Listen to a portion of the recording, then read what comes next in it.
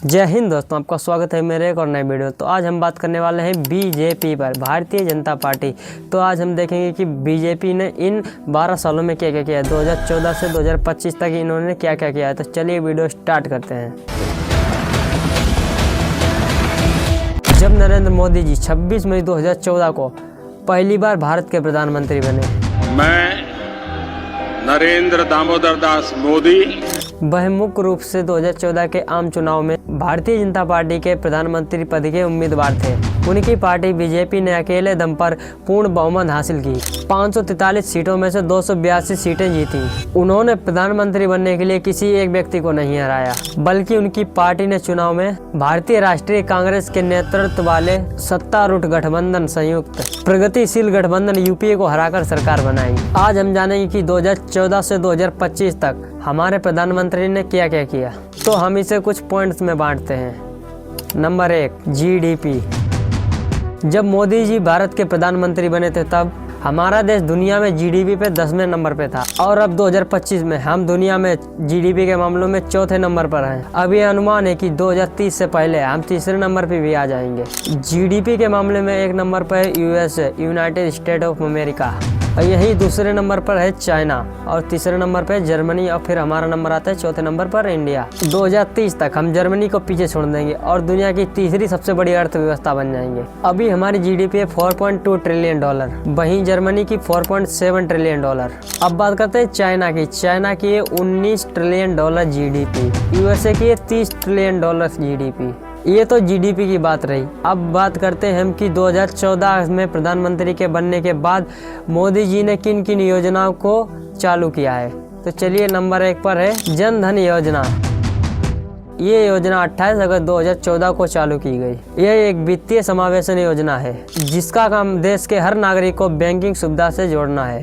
करोड़ों zero balance खाते खुलने शुरू हुए, जिससे गरीबों को सरकारी सब्सिडी उनके खातों में मिलनी शुरू हुई। बिचौलियों की भूमिका समाप्त हुई। यहाँ पर हर खाते के साथ 1 लाख का दुर्घटना बीमा और 10,000 की ओवरड्राफ्ट सुविधा भी दी गई। अब हम बात करते हैं 2रे नंबर की, स्वच्छ भारत अभियान।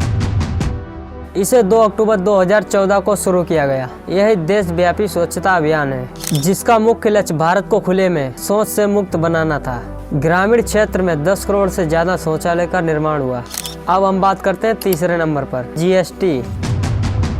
इसकी शुरुआत 1 जुलाई 2017 को हुई। ये भारत में इनडायरेक्ट टैक्स में सबसे बड़ा सुधार था। इनके केंद्र और कई अलग अलग राज्यों के टैक्स जैसे वैट उत्पादन शुल्क सेवा टैक्स को एक ही टैक्स में मिला दिया, जिसे एक राष्ट्र एक टैक्स कहा गया। और ये गिनी चुनी योजनाओं के नाम है। ऐसी बहुत सारी योजनाएं हैं। बेटी बचाओ बेटी पढ़ाओ योजना, आयुष्मान भारत योजना, पीएम सम्मान निधि योजना, डिजिटल इंडिया, ऐसी कई योजनाएं हैं।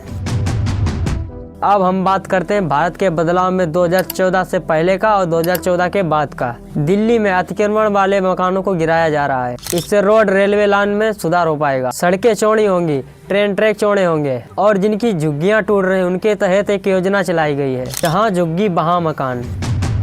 जिन परिवारों का मकान अतिक्रमण में टूटा है उनके लिए 1678 नए प्लाट बनाकर दिए गए निःशुल्क। स्वाभिमान अपार्टमेंट अशोक विहार के अंदर जाके आप देख सकते हो। अब हम थोड़ा कंपैरिजन करते हैं 2014 के पहले और 2014 के बाद में। कांग्रेस ने 60 साल तक अपनी भारत में सरकार बनाए रखी, और यही पीएम मोदी को 10 से 12 साल ही हुए हैं। तो चलिए बदलाव देखते हैं। कांग्रेस ने 60 साल में कुल 387 मेडिकल कॉलेज बनवाए। यही पीएम मोदी ने 10 साल में 317 नए मेडिकल कॉलेज बनवाए। कांग्रेस ने 60 सालों में केवल 2 एम्स बनवाए, वहीं पीएम मोदी ने 10 सालों में 15 एम्स बनवाए। कांग्रेस ने 60 सालों में 16 IITs बनवाई, वहीं पीएम मोदी ने 10 सालों में 7 IITs बनवाई। कांग्रेस ने 60 साल लगा दी यूजी पीजी की मेडिकल सीटों को 1,27,000 बनाने में, और यही पीएम मोदी ने 10 साल में 90,000 मेडिकल सीटें बनाई। तो आप फर्क साफ देख सकते हो, 60 साल का फर्क और 10 साल का फर्क। तो चलिए आगे बढ़ते हैं।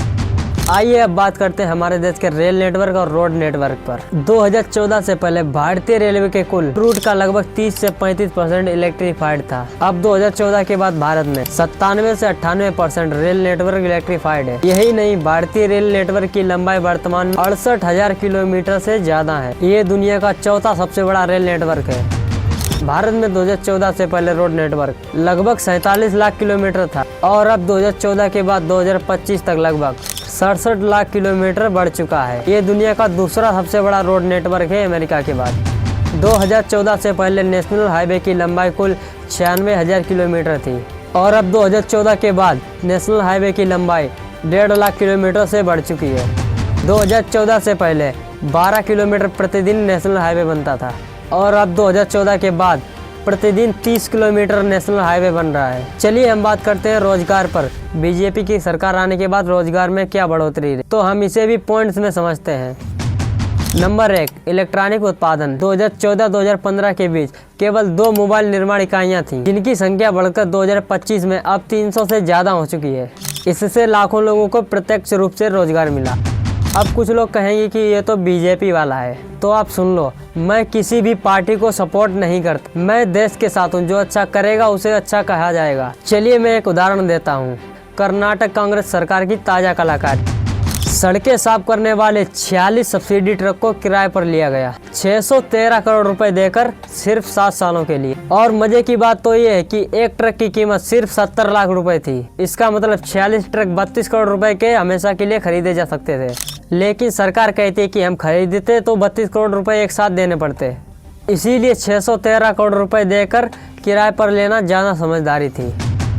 अब ये लॉजिक तो सिर्फ कांग्रेस वाले ही समझा सकते हैं कि इससे हमें घाटा नहीं हुआ है, क्योंकि 613 करोड़ का रेंट भी देखा जाए तो एक साल का किराया 87 करोड़ रुपए हुआ, जो 32 करोड़ रुपए से 2.7 गुना ज्यादा है। मैं किसी भी पार्टी को बुरा नहीं कहता, मैं उनके काम से उन्हें पहचानता हूँ कि वो पार्टी कैसी है। तो इस वीडियो में इतना ही। आशा करता हूँ कि ये वीडियो आपको बढ़िया लगी हो। अगर आपको ये वीडियो बढ़िया लगी तो लाइक करें, शेयर करें, अपने दोस्तों के पास शेयर करें। तो मिलते हैं ऐसे किसी नए टॉपिक के साथ। अगर आपको किसी टॉपिक पे वीडियो चाहिए तो आप मुझे डीएम करके बता सकते हैं या फिर इस वीडियो के कमेंट सेक्शन में भी बता सकते हैं। मैं उस पर वीडियो लाने की कोशिश करूँगा।